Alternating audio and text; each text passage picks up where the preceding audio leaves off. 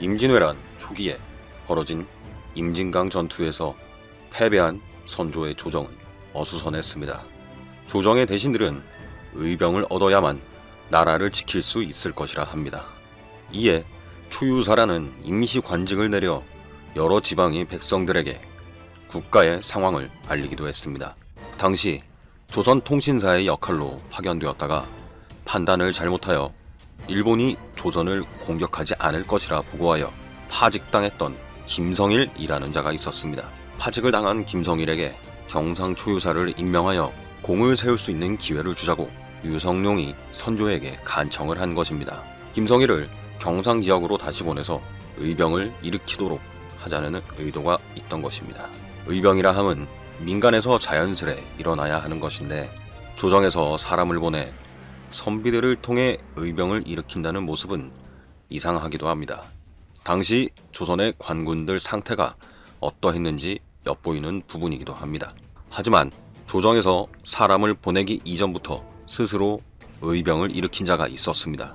의령 지역에서 알아주는 명가의 자손이었던 곽재우는 문인이었던 아버지와 달리 무신의 기질을 강하게 가지고 있었습니다. 곽재우는 용맹한 기질을 숨기고 살다가 전쟁이 일어나자 그 기질을 드러내며 의병대를 조직하겠다 나선 것입니다. 그러면서 곽재우는 외적들이 바다를 건너와 침략을 하고 있는데 우리 고을에도 같이 싸울 수백 명의 젊은 군사가 많을 것이라며 고을 사람들을 설득했습니다. 또한 곽재우의 이야기를 듣던 사람들이 의병대를 꾸려 전쟁에 나서려면 군량이 많이 들 것이라 걱정하니 곽재우는 전 재산을 처분했다고 합니다. 그리고 더 많은 사람을 모으려면 부족할 테니 관청 창고에 남은 물자나 세공미도 모아야 한다고 합니다. 이로 인해 외적의 비교까지 당하며 외적이 바다를 건너온 도적이라면 곽재우는 나라 안의 도적이라며 좋지 않은 시선을 받기도 했습니다.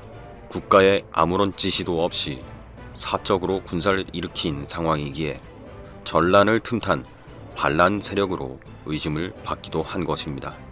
다행히도 이런 곽재우에 대한 소문을 전해들은 경상초유사 김성일은 이들을 반드시 만나 격려하고 도움을 줘야겠다고 생각하게 됩니다.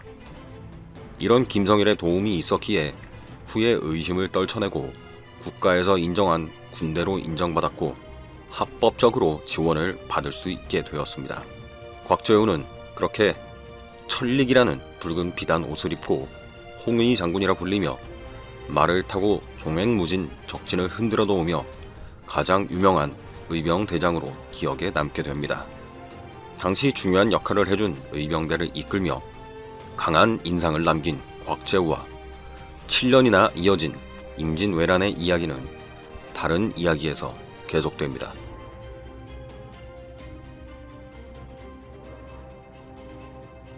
구독해 주실 거죠? 부탁드릴게요. 감사합니다.